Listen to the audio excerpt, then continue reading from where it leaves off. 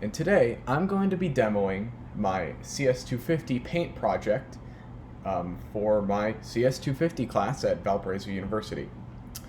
So this is my paint program made with Java FX, and it's a fully featured paint program with drawing tools, opening images, modifying the canvas, and even a tabbing system.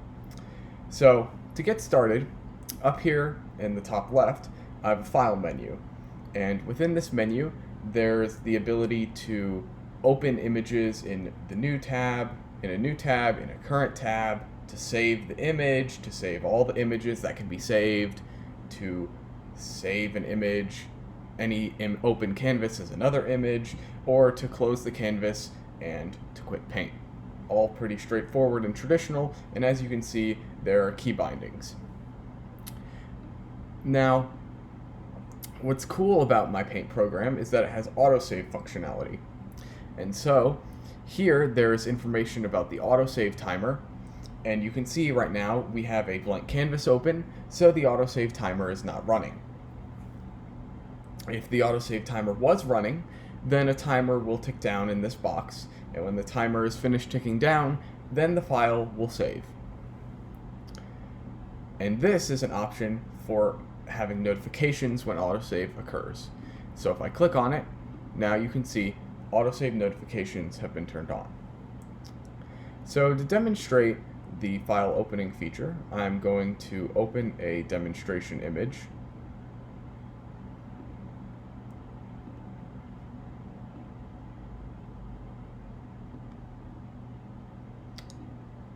So here's my test image, and we're just going to kind of play with this and also demonstrate tabbing.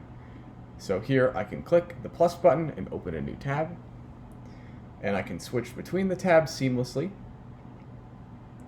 Now, to demonstrate some of the different tools, there is a select tool, and the select tool has two different modes. One mode is cutting and the other mode is copying. And so I can select a region with the select tool, and I can click and I can drag, and right now it's in copy mode, as you can see right in here. So there's a toggle box for cutting selections, and right now this is checked off, so the selections will copy. But if I check it to cut then and make a selection, it will leave the area that was selected white. The next tool is the text tool, and with this tool you can click in a spot and type some text, and it will insert the text in that spot. And you can also kind of select a region and insert text in that spot, and it puts the text as so. To change the font size of the text, there is a width option here, and you can change the width option and type some more text. And as you can see, it prints in a bigger font size. Next are the main drawing tools.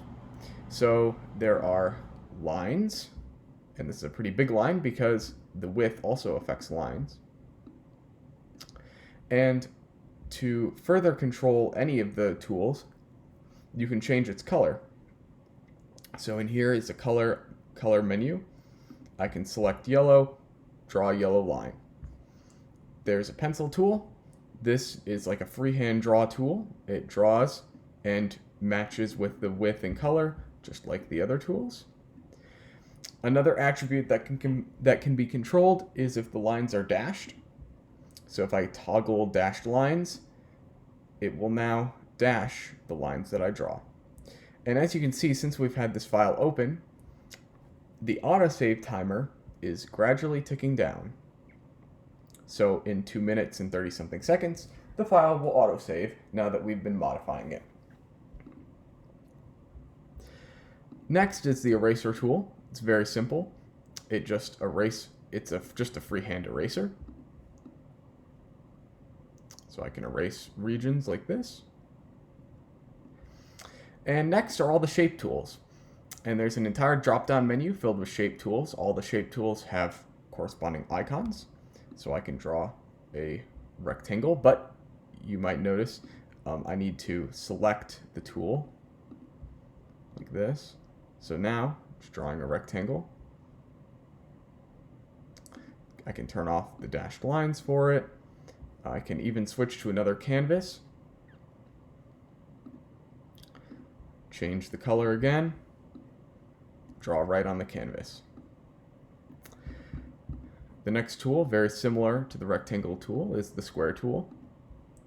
So I can draw a square. By the way, another note on tool selection, when these are toggle buttons, so each time you click a box, it will switch off of the one that's already been selected.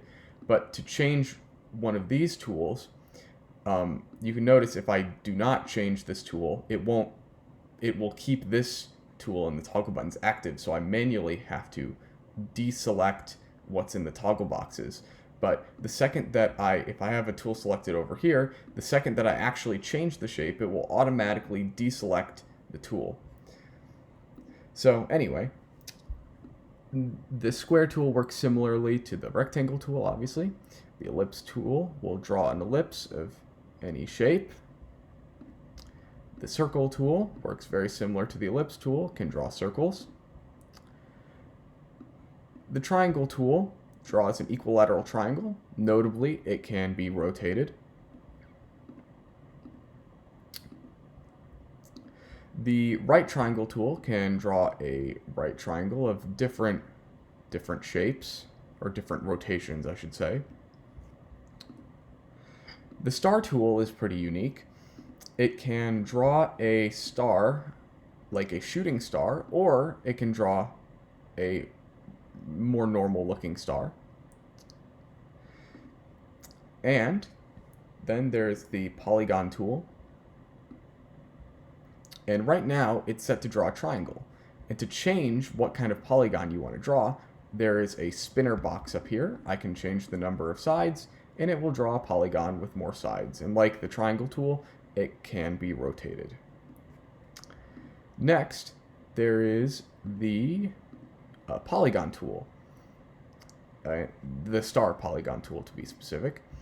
And in the star polygon tool menu here, I can control the width of how many points I want. So right now it's set to 11 points, so it will draw a star with 11 points. And I can change this, and it will automatically change how many points I have. So that is pretty much everything for the tools. Next is the edit menu. So in here there is undo and redo functionality. So if I want to undo some things, I can just push Control Z and it will undo, and I can do Control Shift Z, as you can see here, and it will redo. And this works for each canvas independently. So I can do Control Z here, redo, or undo, and then I can do Control Shift Z and it will redo. Next is all of the things in the canvas menu. So in here I can clear the canvas, and it will ask me, am I sure that I want to clear it? And I can say, yes, I'm sure, or no, I'm not sure. I'll just clear this new canvas just for the heck of it. And this brings up a kind of interesting thing. So as you can see, this was the new canvas, and so the autosave timer has not been ticking down. But when I move over to this canvas, you can see here it is ticking away. Next is resizing the canvas. So it pops up a dialog box, and I can just, I can make my canvas bigger. So I can make it 900 by, let's say, 601, just like the same height. And now my canvas is a little bit larger. Next is the rotate canvas button. So I can rotate the canvas like so. And I can just keep rotating it in 90-degree increments as much as I want. And it works fine. Next is mirroring the canvas horizontally. This does exactly what you'd expect it to do. It mirrors the canvas horizontally. And I can also mirror the canvas vertically.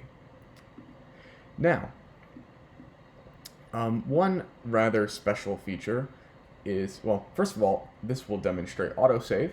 So when the timer is finished ticking down here, we can see that the file will save. And a unique thing about autosave is if I have this send to web server box checked, which I just checked, it will send the image to the web server when it autosaves, or when you manually save the file. And you also saw a little notification down here for when the file autosaved, because I have autosave notifications turned on. So, to demonstrate the web server, first of all, the way it works is there is a URL, localhost, and then the name of the tab, the requested tab. So, if I go up here and change this to the name of my image, so our image is named yay.png with a capital Y. So if I type in yay.png, it loads, and here the image is displayed on the web server.